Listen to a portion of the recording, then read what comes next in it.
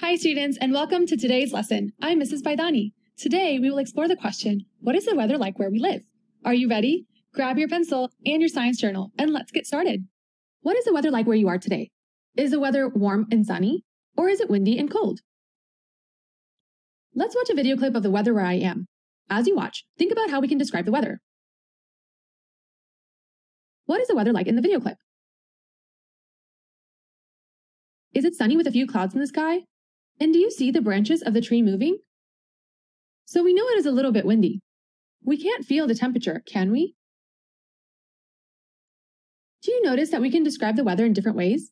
Weather is a combination of many factors, and sometimes weather is difficult to describe. In this lesson, we will practice describing weather as we explore the question, what is the weather like where we live? Because this is a virtual class, and we don't all live in the same place, we will describe the weather by using video clips and photographs. Then, you can use what you learned to describe the weather where you live. Let's make a list of different ways to describe the weather. Think of different kinds of weather you have observed.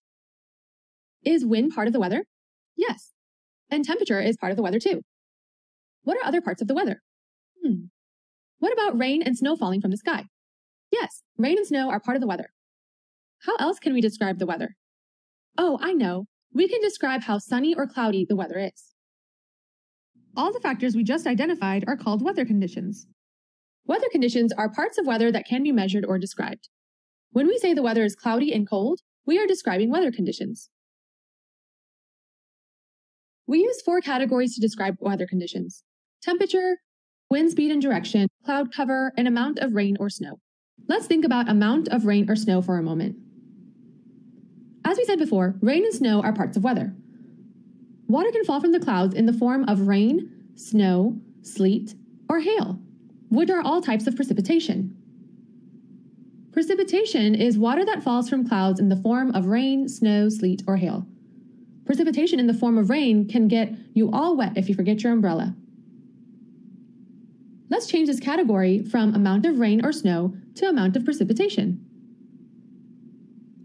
Let's describe the weather in this video clip again. But this time, we will describe the weather by using the 4 categories of weather conditions: temperature, wind speed and direction, cloud cover, and amount of precipitation.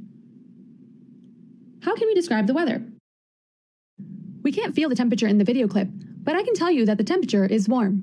And we know it is windy because we can see the trees moving. There are a few clouds in the sky, but there is no precipitation. Great work! When we describe several weather conditions, we can more fully describe the weather in a particular place at a particular time. Let's use this chart to keep track of our new knowledge about weather. We can call the chart weather. Let's write, weather is a description of the conditions in a particular place at a particular time. Weather conditions include temperature, wind speed and direction, cloud cover, and amount of precipitation. Updating this chart is one of your tasks after today's lesson. Now imagine you're trying to describe the weather where you live to someone who plans to move to the area. Would your description of today's weather also describe the weather in the area during other parts of the year? I don't think so. Weather conditions change, right?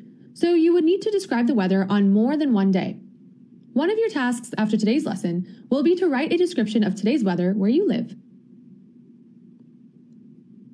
How can we learn more about the ways weather conditions in this area change over time? Do you think we can describe the weather conditions every day? I think so too. Let's make a data table where we can record the weather conditions every day for 5 days. The first column of the table is labeled weather condition. What weather conditions should we include? Let's include the 4 weather conditions we named earlier: temperature, wind speed and direction, cloud cover, and amount of precipitation.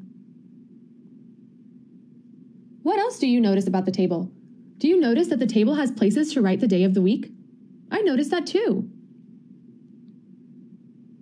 What information do you think we should record in the columns labeled day of the week? I think we should write the day of the week, the date, and the time. Then we should record our observations of the weather conditions for each category. What should the title of our data table be? Let's call it Daily Weather Conditions. Great! Did you know that some scientists study weather? These scientists are called meteorologists. A meteorologist is a scientist who is an expert at measuring, understanding, and predicting weather conditions. Maybe you have seen a meteorologist give a weather report on television. How do you think a meteorologist collects weather data? Do you think a meteorologist uses special tools or instruments? I think so too. What tools do we need to collect weather data?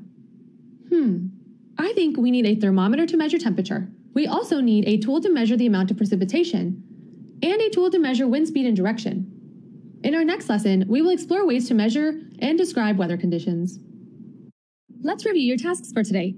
First, update the weather chart. Next, write a description of what the weather is like right now, where you are.